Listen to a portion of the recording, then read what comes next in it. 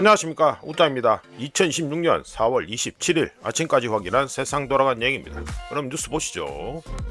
광역선거서 경북밴 대부분에서 더불어가 우세다. 영남선 보수 결집 흐름. 네, 이거는 우짜가 이미 말씀드린 것처럼 선거일 기준에서 한 달 그리고 보름 사이에 결정나지, 지금 나오는 것들은 아무짝에 실데 없습니다. 그리고 직전에 가장 공신력이 높은 확실한 여론조사 결과가 뭐지요? 작년 대선입니다. 그거는 분명히 알고 계셔야 된다는 거. 14곳 중 11곳 오차범위 밖 우위, 부산, 울산은 오차범위 내, 국힘 오차박 우위는 경북 유일, 국힘 미확정 경기도 아직도 안 돼가지고 있어. 이준석이 당 주라인가 그러네. 국힘 대구서 지지율 33에서 41%. 그러니까 이거 아직 모릅니다. 지금 나오는 거는 아무짝에 실도 없고요. 선거판에 이미 선거 쪽에 관심 있는 분들은 다 아시다시피 지금 나오는 여론조사들은 그냥 흥미거리 위주 그런가 수준이다, 그래 보시면 됩니다. 지금 나온 거는 아무짝에 실도 없습니다. 우자는 이미 말씀드렸죠. 서울시장이 이번 지방선거의 승패를 결정짓는 기준점이 될 거다라고 해가지고 우자가 이미 말씀드렸습니다. 정원호가 이른바 대선 주자급이 되는 서울시장에 나올 그 정도예요. 아이고, 내 참, 수준이 참. 한국 우라늄 농축 실험, 일부 한국인들 일본인처럼 맹비난했다. 원자력 연구소라는 이름도 마음대로 사용하지 못했다. 그래서 당시 많은 국민이 격려 메시지 보내와. 장인순, 이 양반이 노무현 때 해가지고 있었던 양반 같은데. 예. 그렇죠. 이거 노무현 때 그때 해가지고 우짜는 블로그에서 몇 번 얘기했습니다만, 그때 저 IEA 그쪽에 가지고 사찰을 받았었죠. 그때 사찰을 받았었습니다. 아이고, 1979년 박정희 대통령이 타계했을 때 한국 원자력 연구소를 폐쇄하라는 압력이 있었다. 이거 누가 있죠 이거 두아이 형님. 두아이 형님. 그러고 윤석열이가 그 이른바 워싱턴 선언 하는 거, 그거 보고 웃자게 쪽으로 두아니 형님 시즌 2다 해가지고 얘기한 바 있습니다. 물론 유튜브 여기서도 얘기했고요. 블로그에서는 그때 블로그는 유튜브는 안 했습니다만, 유튜브에서는 아예 대놓고 욕을 했었습니다. 그래되고 맞네, 이거 2004년. 그렇지. 이거 저 노무현 때입니다. 노무현 때 가지고, 노무현 때 맞지? 노무현 때 가지고요. IAEA, 그러니까 여기죠. 여기서 해가지고 사찰단이 바로 떠가지고 들어갔었습니다. 그 연구실 수준에서 행동축했다 가지고 어느 놈 찔렀겠지. 찔러가지고 어, 정식으로 보고했다 하는데, 보고하든 어쨌든 간에 확실하게 해가지고 찌르다고 보면 되지, 까놓고 얘기가지고 안 그래요? 우짜겐적으로 계속 얘기하는데, 우리나라에는요 북한 간첩보다 미국이랑 일본 간첩이 더 많습니다. 넘어가고요. 벼랑끝 농어촌 의료 공보위 37% 급감, 붕괴 위기다. 복무기간이 발목. 이거 더불어서 계속 이 똥을 갖다 싸주고 앉아있잖아. 일반 사용보다 2배. 우자 말씀드렸죠. 어른 미친 인간이 가서 이거 하겠냐고. 우자 안 한다고 그랬잖아요. 신규 편이 98명이 불과. 2041년까지 수급난 지속 좀 이거는 우짜 유튜브 시작했을 때가 그 윤석열이 있을 때였으니까 이제 올해로 이제 2년이 돼가네. 윤석열 있을 때 이미 많이 욕했습니다. 많이 욕했고요. 이거 알고 보면 공공의료 이거 파괴하는 거, 이거 제대로 이제 가지고 드라이브를 걸어가지고 시작한 게 누굽니까? 문재인이 때입니다. 문재인이 때 지금 정은경이 그래 가지고 차고 공공의대 타령 차고 지금 자식들 해가지고 앞으로 벌어 먹을 거 그거 만들기라고 거짓거리 하고 앉아있고, 국회의원 국회라는 것들도 거짓하고 앉아있고. 하여간에 이 공공의료 파괴의 경우는요, 문재인이 때부터 시작돼서 중단 없이 계속되고 있다는 거, 이거는 알고 계셔야 됩니다. 이 복무기간 이거 2배나 누우면 어느 미친 인간이 가겠냐고. 안 가지. 안 그래요? 그냥 바로 군대 갔다 오면 더 빨리 끝나는데 어느 미친 인간이 이걸 가겠냐고. 지금 법도 똥법 내놓는 거 다 보세요. 이게 말이 되는 거니까. 그게 말이 안 되는 거지. 넘어가고요. 진짜 국민을 생각하는 거예요, 여기 진짜. 미국 만찬 총격범 범행 직전 성명 작성, 트럼프 살해 계획 암시. 대단한데. 이러네. 총 맞을 만한데 총을 안 맞았네. 예, 가족의 보낸 성명서에서 소아성애자 앱스타인 얘기하는 것 같은데 강간범 반역자 범죄단은 허용한데 고위직 수수로 표적 행사장 보안 말도 안 되게 호술 기독교 신앙 드러내며 압제자의 왼쪽 뺨을 내미는 것은 기독교인 행동 아니다. 뭐 이렇게 하라고 성경에서 얘기하는 건 아닌 것 같은데 알아서 지가 해석은 그래 하면 되는 거고. 예, 트럼프는 용의자에 대해서 기독교인 증오 강경하게 반기독교적이다. 예, 그랬더니 뭐 간단하게 코멘트합니다. 오늘도 뭐또 얘기하기 많으니까 월요일이 됐죠. 그래도 좀 빨리 끝내죠. 미국 기준 좌파들의 행동력이 쩐다. 예, 이래가지고 코멘트합니다. 넘어가고요. 자, 이거는 원유 ETF 수익률이 좋다 해가지고 제가 소제목으로 그래 말씀드리고 차트 보면서 말씀드립니다. 보시면 블룸버그 차트인데 요거 또 갑자기 뚝뚝 떨어져 마이너스 나죠? 예, 마이너스 납니다. 월간 유출 ETF에서 그 돈 뺀 거 이게 갑자기 이래가지고 떡나니까 많이 빠져나갔다 이래가지고 나와 있습니다. 피버 페이드인 ETF 뭐 이래 되는데 하여간 말씀드리죠. 미국 원유 ETF가 연초 대비 올해 2026년 1월 1일 이후 해가지고 91%나 폭등하면서 이번 세기 그러니까 21세기 들어서 연간 기준 최고 수익률을 기록할 것으로 현재 예상되고 있고요. 이전 연간 최고 수익률은 2008 금융위기 직전인 2007년에 47%있고 2021년에 여기 이거는 그 월간으로 이제 순유출 뭐 순유입 이거니까 여기는 표시가 안 됩니다만 2021년 당시에 65%가 연간 최고 수익률이었습니다. 보시면 기름값이 그 많이 오를 때 이때마다 해가지고 이 그 원유 ETF가 퍼포먼스가 억수로 좋았다는 걸 알 수 있죠. 예, 요거는 분명히 기억하셔야 되고 하여간 여기 해가지고 마이너스 난 거 이거는 왜 냈냐 4월 들어서 9억 달러 마이너스 9억 달러의 순유출이 ETF에서 순유출이 기록되면서 뭐 그 끝난 건 아니까 아직 뭐 진행형이죠. 마이너스 4억 달러의 순유출이 기록되면서 2009년 이것도 보면은 그렇죠. 2008 금융위기 전에는 기름값이 튀었다가 2009년에는 기름값이 폭락했었죠. 2008년 끝나고 난 다음에 그래 상 터지고 글로벌 리세션 터지고 이래가지고 유가 폭락했었죠. 2009년 12억 달러 월간 기준으로 12억 달러 순유출 이후 월간 기준 최대 순유출 규모를 갖다가 갱신할 예정이다. 갱신할 예정이다. 알게 됩니다. 직전에 가서 순유출이 많았던 게 바로 요거죠. 예, 요겁니다. 요러고 이거는 글로벌 리세션에 따른 유가 폭락을 앞으로 염두에 두고 있다는 걸 뜻합니다. 예, 그거는 뭐 어차피 기름판에 들어가 있는 사람들은 다 예상하는 거죠. 우자가 말씀드린 수요 감소, 또 특정화해서 말씀드린 수요, 아예 파괴죠, 파괴. 수요 파괴가 될 경우 유가가 한 번은 떡락할 것이란 걸 관심 있는 사람은 다 아니까. 그러니까 그거를 갖다가 염두에 두고 있다. 이래 가지고 돈이 빠져나오고 있다. 이렇게 됩니다. 어쩌든지 핵심은요. 이게 수요 파괴, 글로벌하게 수요 파괴가 언제 일어나는가? 즉 타이밍이 항상 그렇다시피 핵심입니다. 넘어가고요. 자, 이거는 일본 비축유 2차 방출의 의미다 해가지고 우자가 좀 말씀드립니다.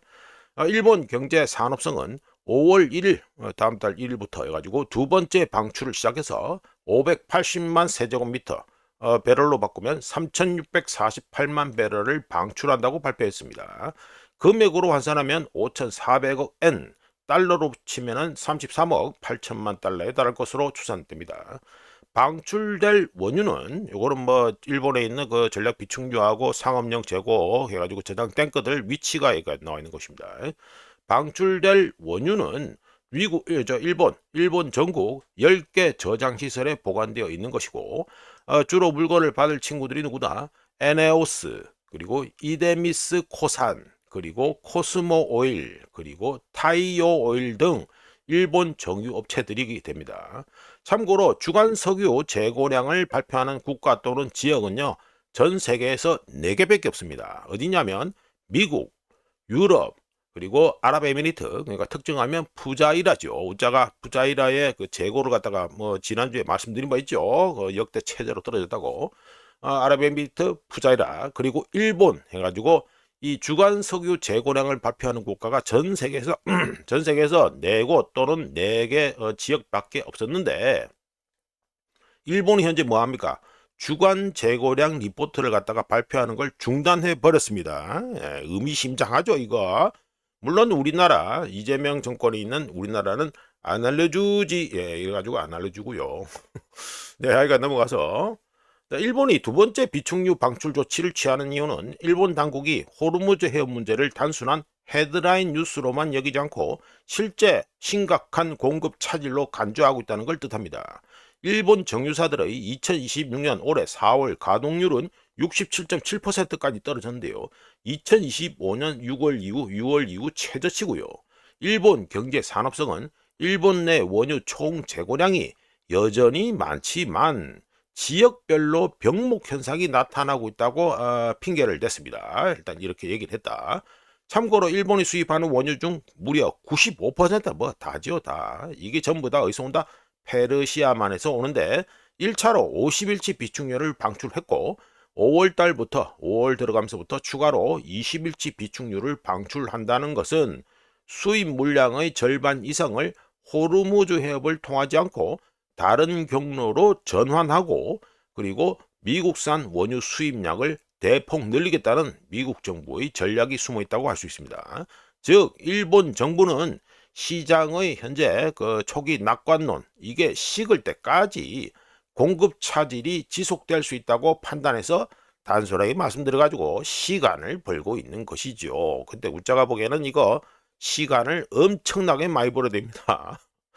그러니까 2026년 이란전에 따른 대규모 공급 차질 또는 공급 중단은 매우 이례적인데요. 우자는 계속해서 말씀드립니다. 역사상 최대 규모라고 계속 말씀드리고 있습니다. 일본의 경우 1978년 석유파동 특정하면 2차 석유파동이죠. 이때 이후에 전략 비축유 제도를 구축했고 국제에너지기구 IEA의 이번 공동유 비축 방출은 1991년, 2005년, 2011년, 2022년에 두 번 했었습니다. 방출을 갖다가 두 번 해가지고 합쳐가지고 총 5번인데 이번 2026년 이 방출은 IEA 설립 후 단 6번째에 해당하는 긴급 집단 방출에 불과합니다. 불과한다는 말이 좀 웃기네. 하여튼 집단 방출이 됩니다. IEA의 공동 비축유 방출은 일반적인 가격 변동에서는 사용되지 않는데요. 정부들이 전쟁, 기반 시설 파괴, 실제 공급망 차질과 같은 심각한 문제가 발생했다고 판단될 때 이 공동유 비축 방출이 결정 또는 발동되며 역사적으로 일본과 같은 국가가 전략 비축유를 갖다가 사용하기 시작했다는 것은 정책 결정권자들이 시장의 일시적인 변동을 넘어서 국가적 회복력을 확보하기 위한 조치를 취해야 한다고 판단했다는 걸 뜻합니다. 비축유 방출은 많은 사람들이 생각하는 것보다 훨씬 더 중요한 문제인데요. 단순한 유가 급등이 아니라 초크포인트 위기, 그러니까 어디입니까? 호르무즈 해협 위기 때문이지요. 따라서 현재 상황은 우크라이나전에 따른 석유 흐름의 변경, 뭡니까 이거? 러시아가 해가지고 유럽에 팔아먹는 걸 갖다가 중국 등으로 팔아먹는 것으로 방향이 바뀌었잖아요. 그런 것처럼 우크라이나전에 따른 석유 흐름의 변경보다는 과거 유가 급등 사태에 더 가까우며 그러니까 석유 파동이죠. 일본은 에너지 안보가 이론적인 차원을 넘어 일상적인 산업 현장의 긴급 대응으로 전환되었다는 신호를 내고 있습니다. 원유 비축량은 충격을 완화할 수 있지만 반대로 호르무즈 해협을 다시 개방할 수는 없습니다. 이거는 전적으로 일본의 그 능력 바뀌죠. 시장은 항상 이 부분을 과소평가하다가 경제에 미치는 악영향이 드러나기 시작하면 그제서야 심각성을 깨닫는다는 거, 예, 이거는 기억하셔야 되겠습니다. 넘어가가지고요. 이거는 또 소제목으로 단디 대비하고 있던 중국 그리고 현재도 단디 대비 중인 중국 해가지고 말씀드립니다. 호르무즈 해협 봉쇄 이후에도 중국의 석유 비축량이 지속적으로 증가하고 있다고 우자가 말씀드렸죠. 12억 배를 넘어간다고 증가하고 있는데 다음과 같은 분석이 가능합니다. 첫 번째, 중국은 2025년 작년부터 막대한 양의 원유를 비축해왔다. 두 번째, 세계 최대 석유 소비국임에도 불구하고 중국의 원유 비축량은 미국의 역대 최고치를 넘었었다.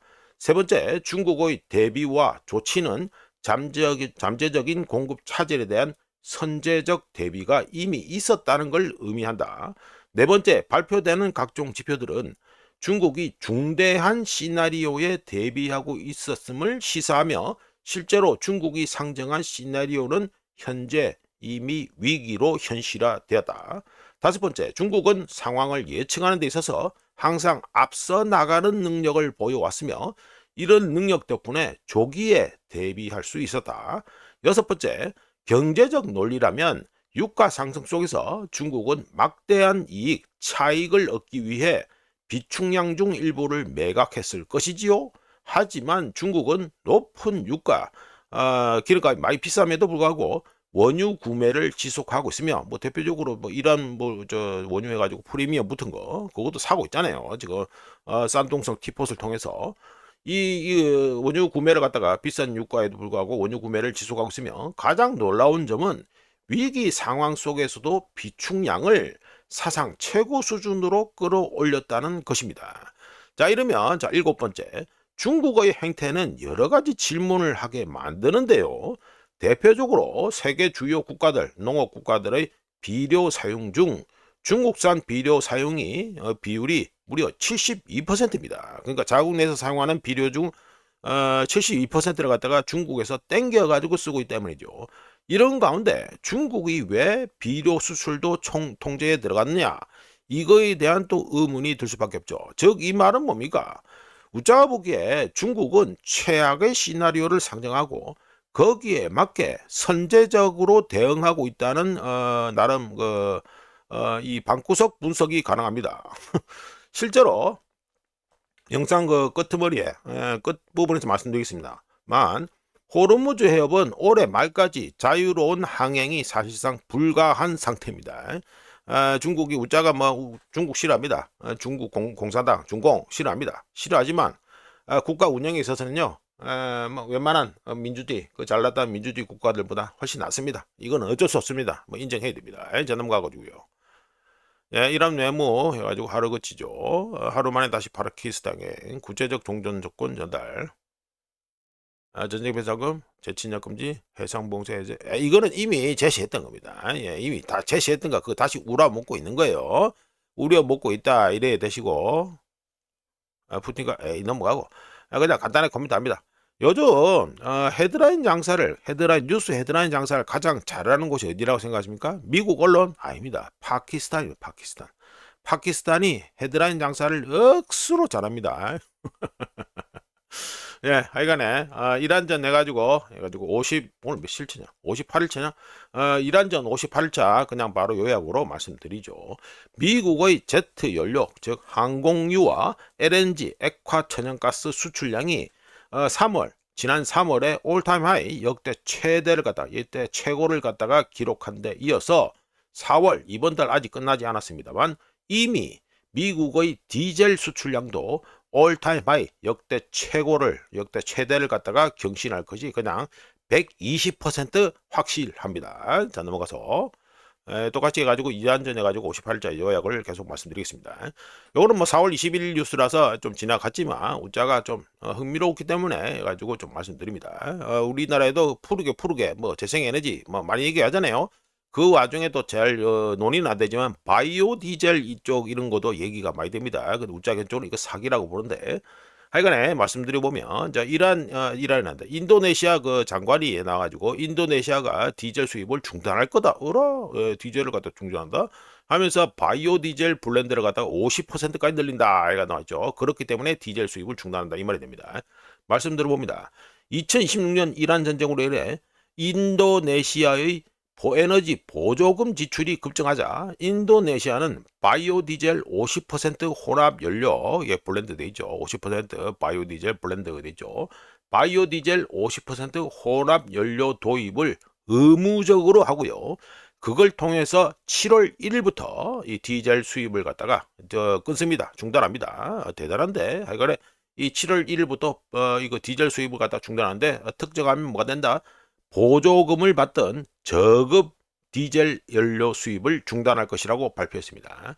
자, 이러면 일반인들 보면 아이고 세상을 푸르게 여기에 가지고 인도네시아가 참 동참을 잘하고 있네. 뭐 이렇게 생각하시겠죠? 근데 또 문제가 생깁니다. 어떤 문제냐? 대표적으로 우자가 딱 두 가지만 먼저 말씀드릴게요. 하나는 이 인도네시아가 말하는 바이오 디젤 이거를 갖다가 주 원료가 뭐냐면요. 바로 팜유입니다. 팜. 우리 그 식용유 쓰는 거 있죠? 해표 식용유 뭐 이런 거. 거기 쓰는 이 팜유인데 이 바이오 디젤로 블렌드를 한다는 거 여기에 쓴다는 거는 저 팜유를 갖다가 제대로 섞어 쓰겠다 이 말입니다. 그러니까 여기서 인도네시아가 말하는 바이오 디젤의 주요 원료가 팜유인데 이걸 섞어 쓰면 어떻게 됐습니까? 우리가 탕수육 튀겨 먹고 이런 데 쓰는 이 팜유 가격이 튈 수밖에 없다는 걸 뜻하지요. 예, 요게 첫 번째고 또 다른 하나는 뭐가 있다면은 이게 말은 좋은데 바이오 디젤 블렌드에 나와 있는데 이걸 섞는다는 소리 아니에요. 팜유에다가 뭘 섞는다. 섞을 때 뭘 섞어야 되냐면요. 메탄올을 갖다가 섞어야 됩니다. 요거는 바이오 디젤 쪽에 관심 있는 분들은 다 아십니다. 뭐 구자교적으로 뭐 블로그에서 해가지고 미국의 바이오 디젤하고 바이오 연료 생산하는 데 있어서 옥수수 가지고 생산해 가지고 뭐 하는 거 가지고 걸러 먹었다. 먹는 거 가지고 저짓하고 자빠졌다 이러면서 비판한 적이 있는데 하여간에 이 메탄올을 섞어야 됩니다. 여기 바이오 디젤 블렌더를 하는데 메탄올을 섞어야 되는데 인도네시아가 메탄올을 생산한다? 아니요. 메탄올을 갖다 수입을 해야 됩니다. 그러면 이 썩는 데 쓰는 메탄올을 갖다가 어디서 가져올 것인가? 이게 두 번째 질문 또는 의문이 된다. 이렇게 말씀드립니다. 자, 똑같이 가지고 또 이란전 요약 계속하죠. 자, 설령 19년 된 수에즈 맥스급 유조선 수에즈 인첸티드라는 이 배가 있습니다. 이 배입니다. 지금 설령이 그러니까 이게 나이가 19년을 먹은 배입니다. 이 배가요 지난주에 4,800만 달러에 팔렸습니다. 그런데 이란전 터지기 전까지는 이 배가 훨씬 낮은 가격에 뭐 시장에 물건이 나와 있었지만 입찰이 없었습니다. 의미심장하죠. 그러니까 이란전 터진 후에 이 유조선 배 같은 거 확보하는데도 지금 전부 다 사활이 걸려 있다 이 말이 되겠죠. 이걸 반영해 줍니다. 인기 없었던 유조선이 19년이나 된 배가 해가지고 4,800만 달러에 팔린다. 의미심장하죠. 자, 다음 해가지고 적으로 우자가 오늘 좀 약간 힘을 줘서 말씀드릴 우자가 그 3월 초에 그 쿠웨이트에서 이 미 공군 F-15가 세대가 떨어질 때 우자가 해가지고 믿거라 말거라 주장을 한 바 있습니다. 어떻게? 이란이 와서 떨궜다라고 해가지고 우자가 해가지고 얘기한 바 있습니다. 그런데 이게 뉴스가 나왔어요. 어떤 뉴스냐면 이게 MBC 뉴스에서 나온 건데 이란이 해가지고 미군 기지를 갖다가 해가지고 공개적으로 뭐 저 해가지고 뭐 알려진 것보다 해가지고 이란이 저 생각보다 더 많이 공격을 했다 이래 됩니다. 이 나오면 뭐 미국의 뭐 방공망 어쩌고 저쩌고 하고 이란 근데 중요한 게 있습니다. 이란의 F5가 떠가지고 공격을 했다. 요게 아주 핵심입니다. 인클로드 프로만 이라니안 F5 되죠. 자, 요거를 잘 기억하신 상태에서 우자가 또 하나 또 흐름을 갖다가 만들어야 되니까 해 가지고 보여드립니다. 자, 이거는 뭐냐면 쿠웨이트에 있는 캠프 뷰링입니다. 캠프 뷰링. 자, F-15가 떨어진 곳이 어디죠? 예, 이 근처지요. 이 근처입니다. 근데 이란의 F5가 쿠웨이트에 있는 캠프 뷰링을 갖다가 공격했다고 MBC 뉴스에서 얘기했습니다. 이거 유료라 가지고 우자가 본문을 갖다가 얘기를 갖다가 보여주지는 못하는데 하여간에 이게 지금 그 뷰링 그러니까 쿠웨이트에 있는 캠프 뷰링을 갖다가 이란의 F5가 공격했다라는 특종입니다. 좀 전에 MBC 뉴스가. 자, 이러면 또 하나 또 뭐 있지 보여드리죠. 자, 이게 3월 2일에 미 중부 사령부에서 나왔던 얘기입니다. 보시면 F-15 세대가 해가지고 날아가다가 오퍼레이션 에픽 퓨리 지원을 위해서 날아다니다가 쿠웨이트에서 해서 프렌들리 파이어 그러니까 그 아군에 의해서 그 격추됐다 이 말이죠. 그때 가지고 쿠웨이트 F-18을 갖다가 범인으로 지목했었습니다. 이때. 자, 요것도 기억하시겠죠? 요것도 기억하실 겁니다. 지금 벌써 한 달 보름이 아니구나. 거의 2달이 됐구나.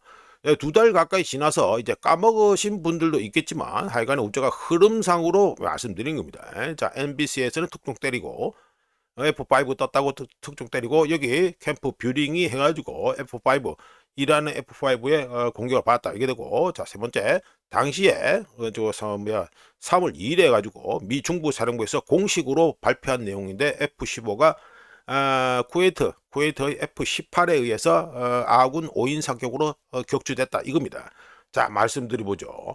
자, 우짜가 3월 4일 뉴스모임에서 이런 얘기를 했습니다. 자, 믿거나 말거나 F-15 5인 격추 건 해가지고, 물론 3월 3일 하루 전에도 말씀드렸는데 해가지고 좀 더 해가지고 공격적인 얘기를 해보겠다 이러면서, 널려있는 격추 영상들을 보면 기체 손상은 꼬리 부분에 집중되면서 경미한 수준이었고, 피격 영상을 잘 보면 기체 후반에 뭔가가 명중한 것이 뚜렷하게 보이며 피격 직후 조종 불능 그리고 엔진 고장이 발생했다는 걸 바로 알 수 있다. 근데 미 중부 사령부에서 주장하는 쿠웨이트의 패트리어트, 그 뒤에 또 욕먹으니까 패트리어트 또는 뭐 호크 미사일 맞았다 이래가 또 바꿨습니다.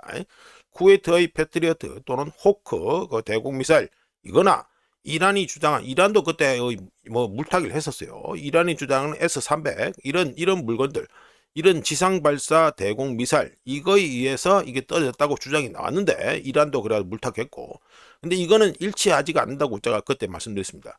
왜냐하면 패트리어트부터 시작해서 S-300 같은 대형 지대공 미사일에 피격되면은 이 비행기가 이런 식으로 떨어지지 않고요, 그냥 공중에서 완전히 산산조각 나고 조종사는 즉사했을 가능성이 농후하기 때문입니다. 그러면서 우자가 그 당시 뭐라 말씀드렸다? 한편 위에 영상 우자 뭐 해가지고 캡처를 했습니다만, F-15가 수평 비행하다가 꼬리 부분에 정통으로 피격당하는 모습에서 미사일이 접근하는 모습이나 폭발 후 잔해구름이 넓게 퍼지는 모습이 보이지 않는 것으로 봐서 F-15를 맞춘 것은 패트리어트 등 지상 발사 이 대공 미사일이 아니라 사이즈도 작고 위력도 작다. 뭡니까? 공대공 미사일이다. 이게 되겠죠. 게다가 F-15 조종사가 회피 기동을 하지 않았다는 건 해당 조종사가 공격받고 있다는 사실을 인지하지 못했다는 걸 뜻한다. 그러면서 우자가 뭐 또 설명합니다. 전투기의 경우 사격 통제 레이더에 의해 조준될 경우 마치 크리스마스 트리처럼 밝게 번쩍번쩍 이렇게 빛나죠. 레이더 경고 수신기를 전투기들은 다 가지고 있는데, 조종사의 경우 공격받고 있다는 사실을 인지하게 되면 교육을 항상 그렇게 받았기 때문에 무조건 그냥 막 이빠이 돌려가지고 강력한 회피 기동을 하고, 그리고 플레어하고 체포를 갖다가 동시에 또 발사하게 그 교육이 다 돼 있습니다.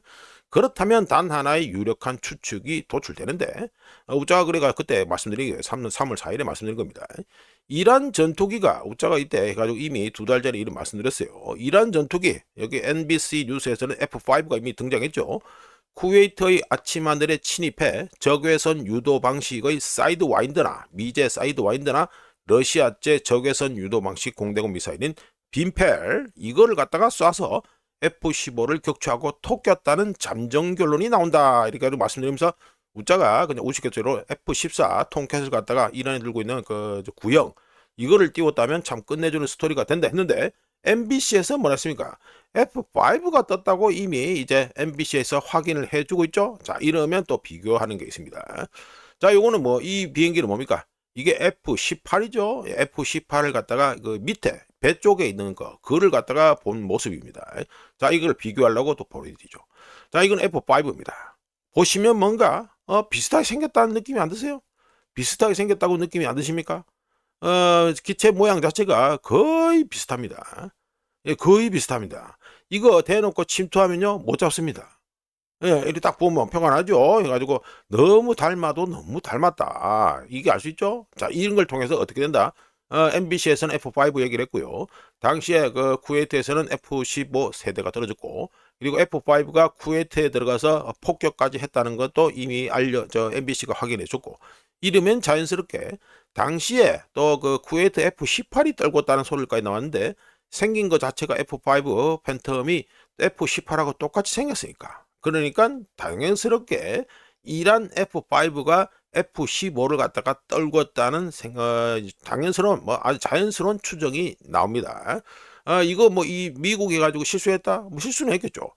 조금 해가지고 너무 경계를 갖다가 늦췄다? 그럴 수도 있습니다. 근데 생겨 먹은 게 비슷하게 생겼잖아요, 지금.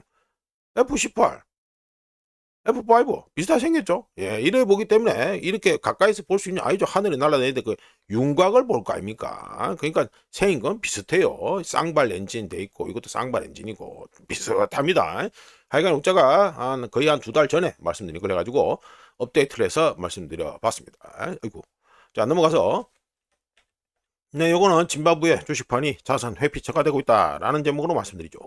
짐바브웨 증권 거래소 전체 종목 지수가 2023년 말부터 로켓 발사하듯이 폭등하고 있습니다. 짐바브웨 하면은 기억력이 세태하지 않으신 분들은 다 알고 있죠. 짐바브웨가 뭐로 유명합니까?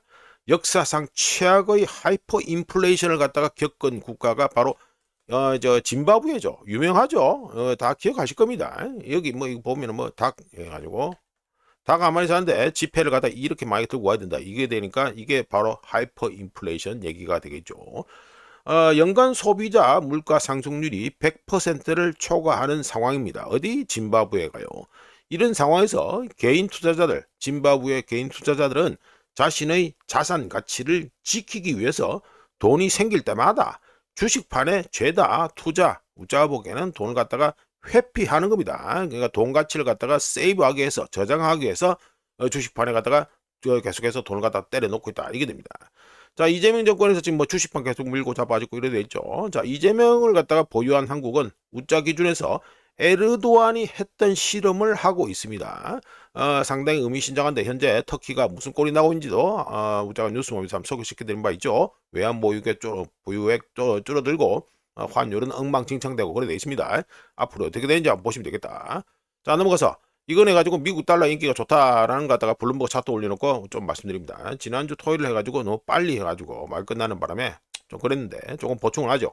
스위프트를 통한 국제 결제에서 미국 달러가 차지하는 비율이 3월에 1.9% 상승해서 이거 인터뱅크 FX 트랜잭션 돼 있잖아요. 1.9% 상승해서 51.1%로 올타임 하이를 기록했고요. 2022년 이후 13% 증가한 것이고 2등은 21%를 차지한 유로하고 다음은 영국 파운드, 일본 엔화, 중국 위안화, 캐나다 달러 순으로 이어졌습니다.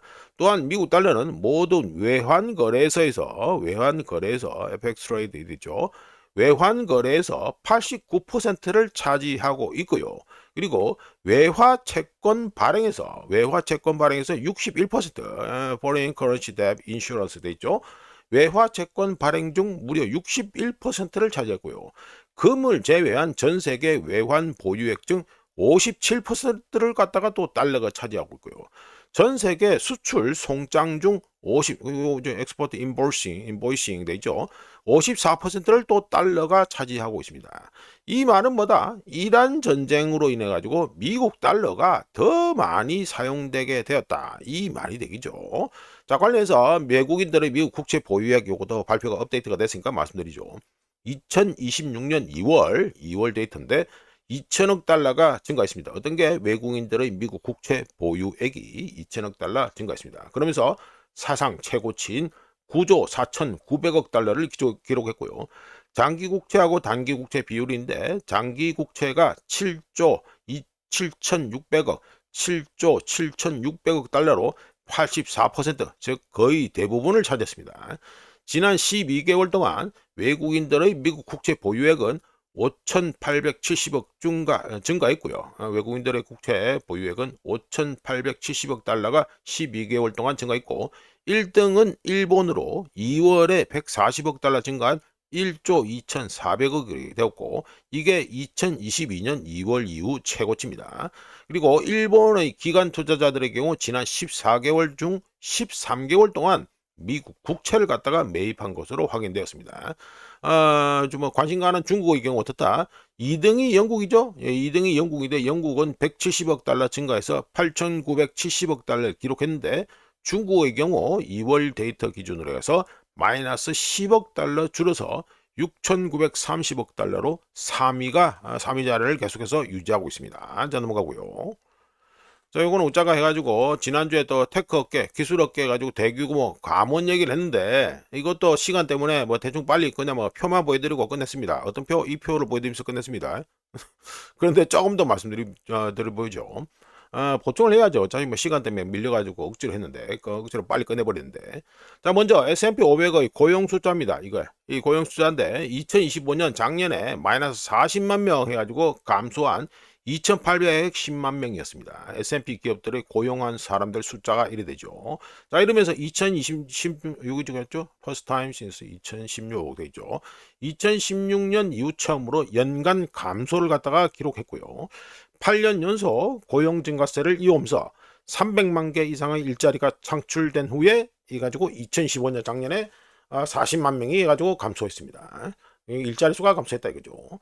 감원한 기업들은 대표적으로 UPI, 그리고 오라클, 아마존, 메타, 인텔, 마이크로소프트 등이며 이유는 뭐가 되냐? 비용 절감과 AI 투자 확대 때문이었습니다. 그런 가운데 웃자가 이 표를 갖다 AI 도움으로 해가지고 이 표를 갖다가 만들어서 예, 예, 지난주에 보여드린 바 있는데 여기서 메타하고 마이크로소프트를 갖다가 좀 말씀드릴게요. 오늘 메타의 경우에는 2026년 올해 5월 2일부터 다음 달 20일부터 전 세계 직원 중 10%에 해당하는 8,000명을 해고할 예정입니다.